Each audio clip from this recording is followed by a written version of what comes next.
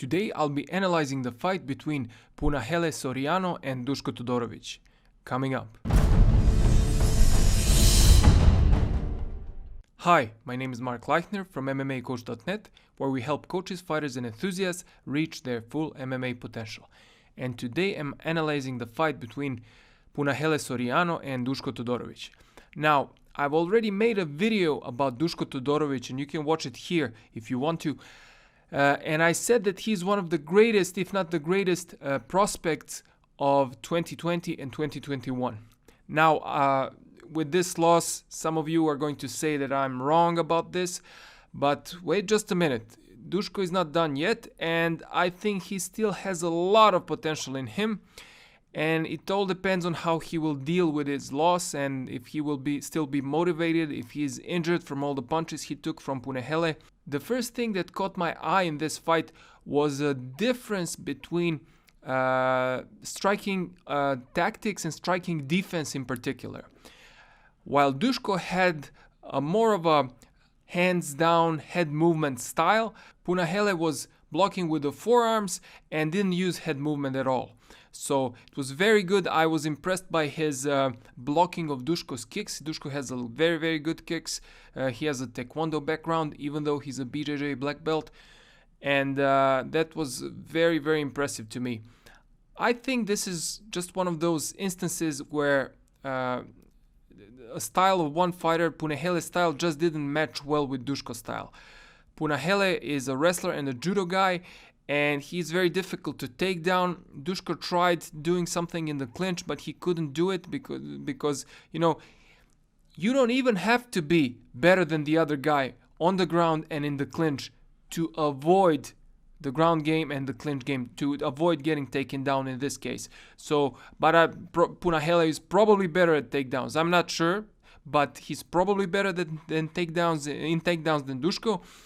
And in this fight, he was just defending takedowns. He didn't want to go down with Dusko on the ground.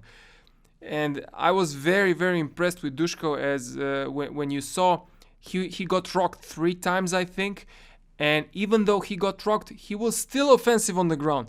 He still went for that armbar. He still managed to get up and almost take Punahele's back. Well, not almost, but he was going for the back.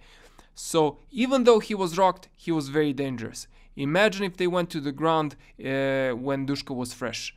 So Punahele knew what he was doing. The tactic was great. He was avoiding getting taken down, avoiding the ground, and won a fight with his punches. So very, very impressive performance. Now, as I've said before, I wouldn't discount Dusko in the future. He's very, very talented, very good. He still has a lot to offer. And I heard in the fight that his coaches were pushing him to get his hands up. Now, he usually, from what I've seen, he usually doesn't fight with that style. And in the future, I believe this is the modification they're going to have to do. They're going to have to make him put his hands up and fight like this, because in this fight he exposed the weakness.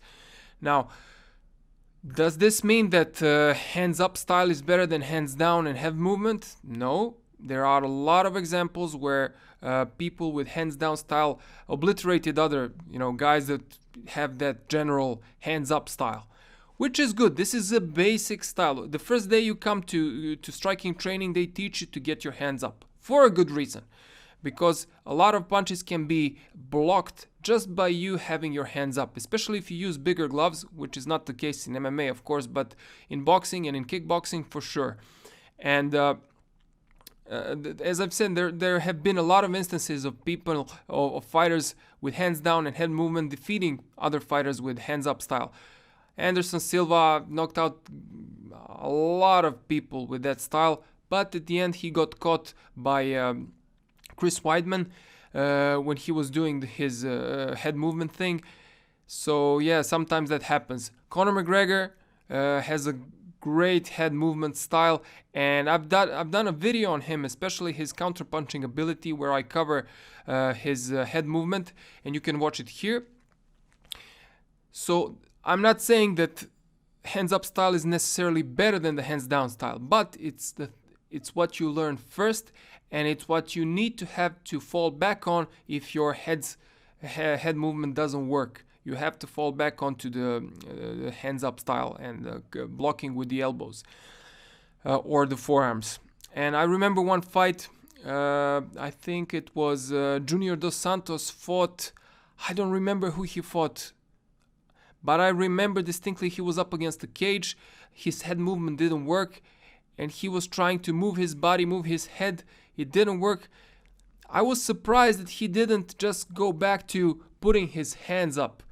I guess they didn't practice this enough. Once they become comfortable in hands down style and head movement, they stop practicing hands up style. So I think it should be worked on together with head movement and other types of boxing defenses like picks and parries and stuff like this. And that's exactly what I've learned from Rodney King, the originator of Crazy Monkey defense system, which utilizes the blocks, the elbow covers.